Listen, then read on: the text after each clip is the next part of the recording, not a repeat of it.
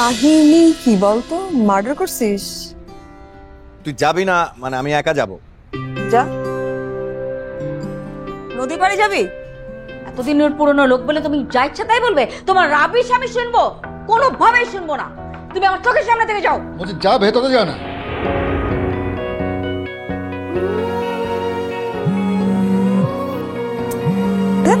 Office officer ভালো লাগে না।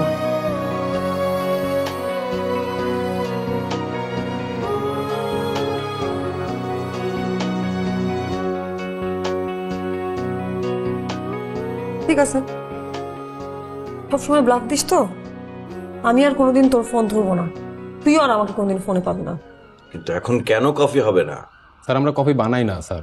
হ্যাঁ তো আমার তো এখন কফি লাগবে। স্যার এখন লাঞ্চের সময়, সবাই লাঞ্চ করবে, এখন কফি কিভাবে? হ্যাঁ কিন্তু আমার তো এখন কফি লাগবে, তাই না? হ্যাঁ স্যার আপনি একটু বোঝার চেষ্টা করেন। ঠিক আছে, কিন্তু যারা কফি খাবে তারা কিভাবে দিব স্যার? এখন লাঞ্চের টাইম। কেন হবে না? আমার এখনই লাগবে।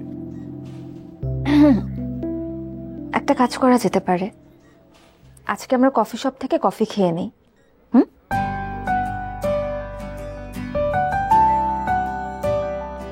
কথাবার্তা একটু সুন্দর করে হাসি দিয়ে বলতে হবে সবার সাথে, ঠিক আছে?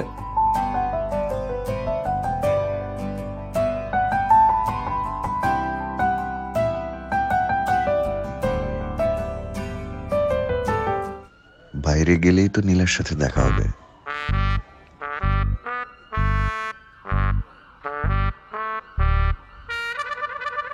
না মানে আমি বলছিলাম কি, আমরা কি সামনের এদিক দিয়ে বেরোবো নাকি এদিক দিয়ে বেরোবো?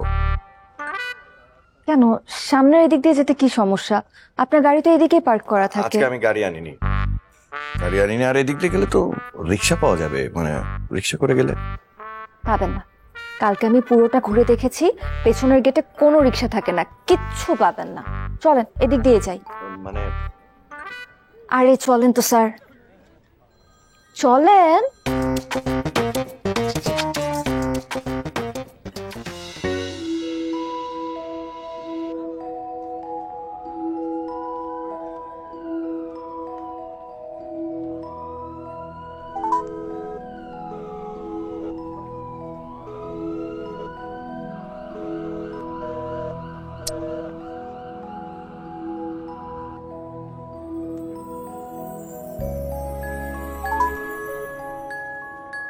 আপনার কাঙ্ক্ষিত নম্বরটিতে এই মুহূর্তে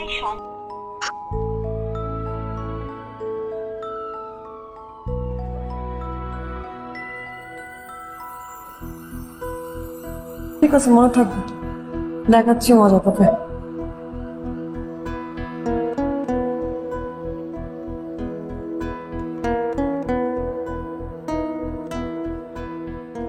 এক্সকিউজ মি, ইয়েস, ডক্টর ইমরানকে দেখেছেন? হ্যাঁ দেখেছি। স্যারকে আমি কিছুক্ষণ আগে ক্যান্টিনে দেখেছি। আপনি গিয়ে ওইখানে দেখে আস। ওকে, থ্যাংক ইউ।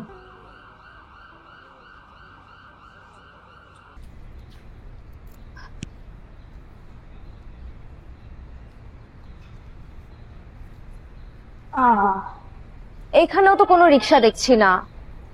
চলুন কি আর করে, একটু সামনে এগোই। হ্যাঁ মাত্রই ঢুকলাম। পরে ফোন করছি। তোরা কি কোথাও যাচ্ছিস? চাবিটা দে, কফি খেয়ে দেবো। স্যারের সাথে কফি খেতে যাচ্ছি। তাহলে চল আমিও যাই, কফি খেয়ে আসি।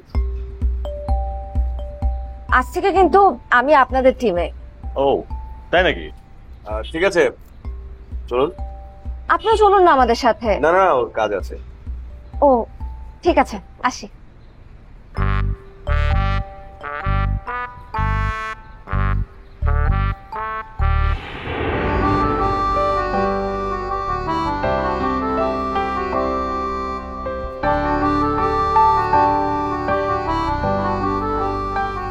আমি কিন্তু আপনাকে রিকোয়েস্ট পাঠিয়েছিলাম ফেসবুকে। কবে? আর আপনি সেটা অ্যাকসেপ্ট করেছিলেন, কিন্তু আপনি আবার আমাকে আনফ্রেন্ড করে দিলেন কেন? কি আমার ফেসবুক আর ইনস্টা দেখাশোনার জন্য একজন লোক আছে, ওর নাম হচ্ছে মজিদ। ও ওকে আমার হয়ে যদি ও ফ্রেন্ড রিকোয়েস্ট অ্যাকসেপ্ট করে, মানে ওকে যদি ধন্যবাদ না দেওয়া হয় তাহলে আসলে ও কয়েকদিন পরেই রিমুভ করে ফেলে আবার সবকিছু। তো এটা নিয়ে ওকে কথা শুনিয়েছি, কিন্তু ও দেখি কথা শুনছে না। এই যে আমি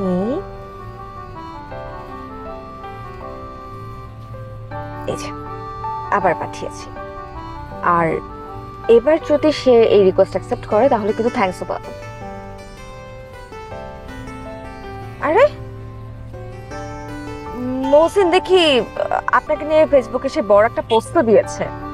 বাহ, কই দেখি। এই যে দেখুন, বিশাল বড় পোস্ট।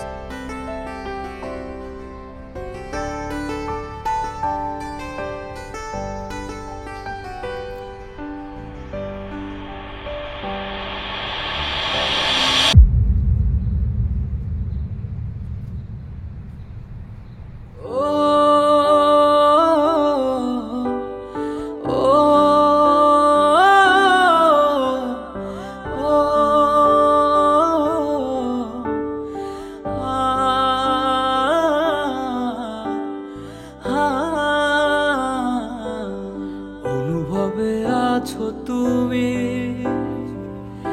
হৃদয়ের গভীরে,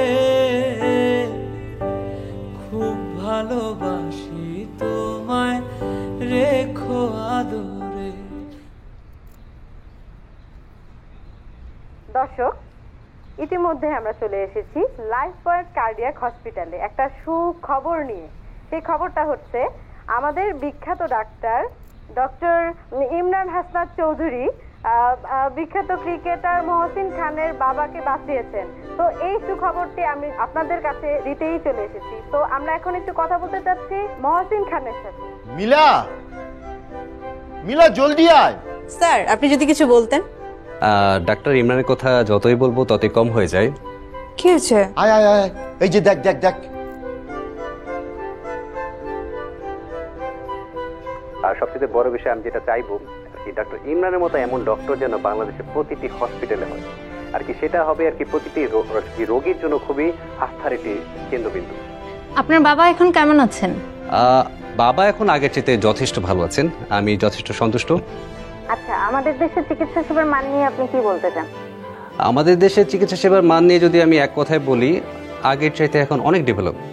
আর বিশেষ করে ইয়াং যে সকল ডাক্তাররা এসেছেন তারা খুবই ভালো পারফরমেন্স করছেন, এবং আমরা বলতে পারি এখন আস্থা রাখার মতো ডাক্তাররা অনেক এসেছেন। তবে এর মধ্যে ডক্টর ইমরান অন্যতম, এটা আমি বলবো। সো ঠিক আছে, থ্যাংক ইউ। না স্যার, আরেকটা কোশ্চেন ছিল। কোশ্চেন প্লিজ স্যার, একটু অ্যানসারটা দিয়ে যাবেন স্যার। এইটা কোশ্চেনটা অ্যানসারটা দিয়ে যাও স্যার। ও মাই গড, নীলা জানে? আমি যাই না, তারা কল দেই। দে দে দে।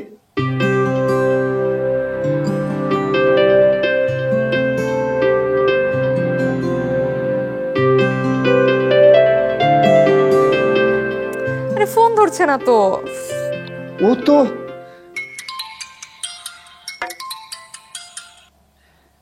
হ্যাঁ, জাভেদ ভাই। হ্যাঁ বরকত ভাই, খবর শুনেছেন তো? এই তো দেখছি, সেরা ক্রিকেটারের সাথে সেরা ডাক্তার। বরকত ভাই, কি যে ভালো লাগছে আমার, ইচ্ছে করছে পুরো শহরে মিষ্টি বিলিয়ে আসি।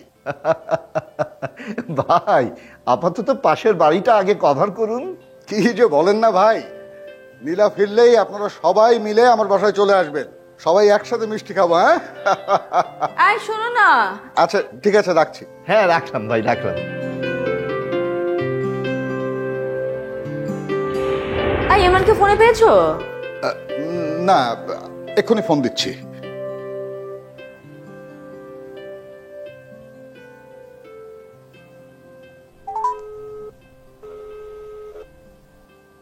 ধরছে না তো। হ্যাঁ, তখন কার সাথে কথা বলছিলে? কথা বলছিলাম বরকত ভাইয়ের সঙ্গে। বরকত ভাইকে বললাম যে নীলা ফিরলে ওকে নিয়ে সবাই আমাদের এখানে চলে আসুক। আমাদের এত বড় সুসংবাদ, তাই ভাবছিলাম সবাই মিলে মিষ্টি খাবো। তুমি কি আমার সাথে মজা করছো? তুই বুঝছো আজকে কত বড় একটা সিরিয়াস দিন, আর এই দিনে তুমি নীলাদেরকে ডেকে আমার পরিবেশটা নষ্ট করতে চেও না। মেহফুজা, কত সামান্য মিষ্টি খেয়েই চলে যাবে। তোমার ছেলেকে তো তোমার গ্রাস থেকে ওরা কেড়ে নিচ্ছে না। দাঁড়াও, ফোনটা ধরি। আমার না না একদম ভালো না।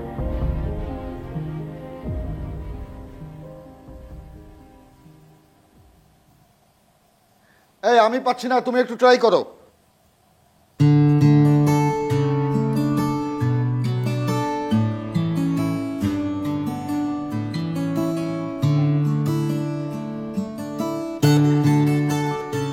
একটু পরে অর্ডার করি না?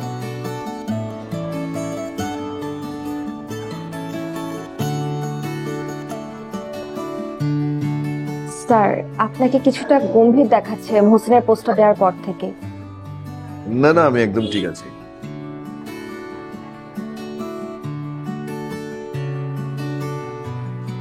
আপনার মজিদ কিন্তু আমার ফেসবুক রিকোয়েস্ট এখনো অ্যাকসেপ্ট করেনি। বারে, আপনি তো বললেন যে আপনার একজন পিআর ম্যানেজার আছে যার নাম মজিদ। ও হ্যাঁ, না ঠিক আছে, মজিদকে এখন আর লাগবে না, আমি অ্যাকসেপ্ট করে নিচ্ছি।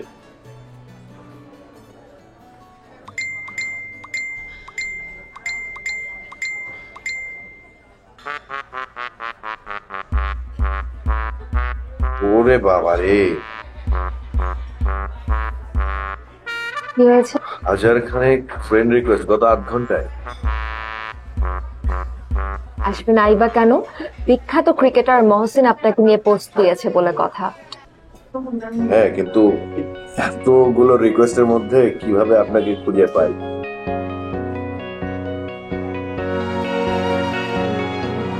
মন দিয়ে খুঁজলে হাজার মানুষের ভিড়ও কাউকে খুঁজে পাওয়া সম্ভব।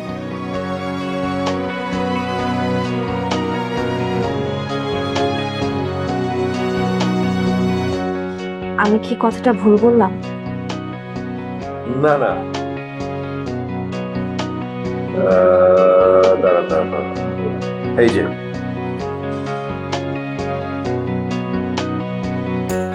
এটা না? হ্যাঁ হ্যাঁ, এটাই। অনেকদিন মন দিয়ে কোনো কিছু খুঁজি না তো।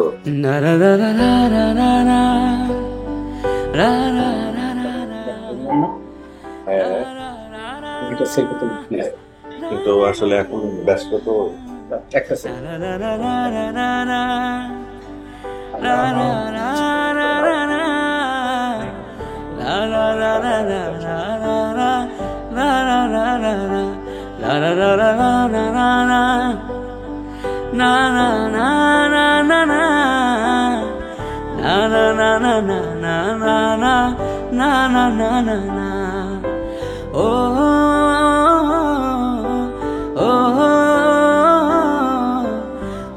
তাহলে আমরা উঠি না?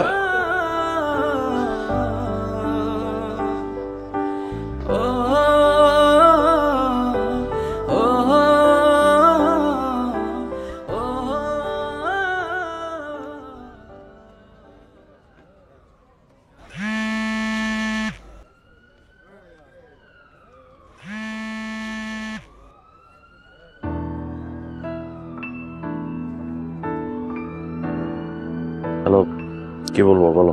দুপুরে আসিস নাই কেন?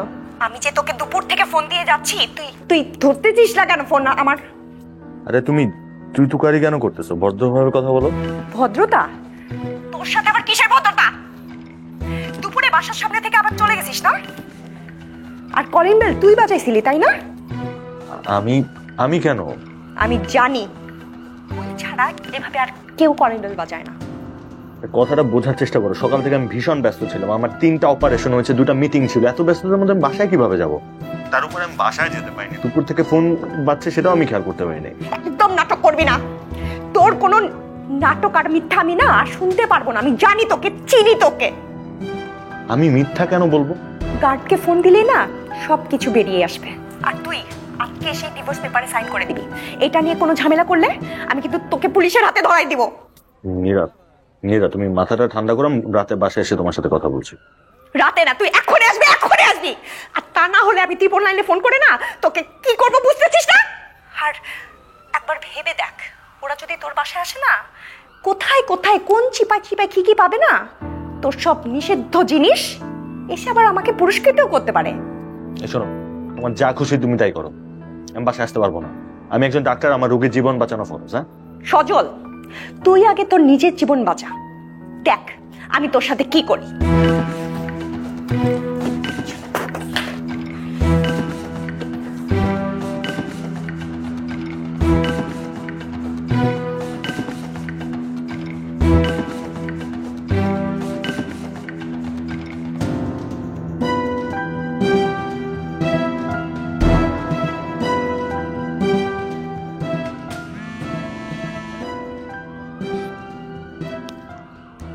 কিরে ভয় পাইছিস তাই না?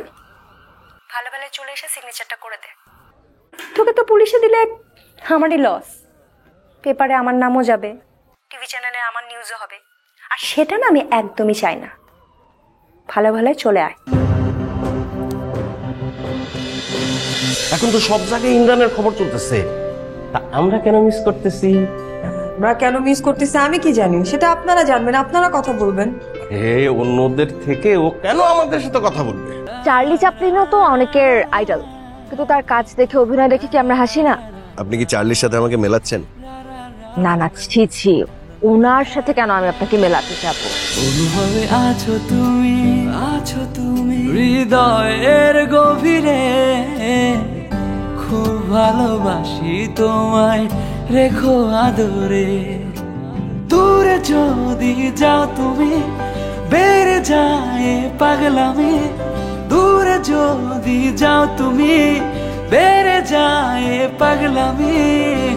তুমি ছাড়া এই মন বেঁচে থাকা না।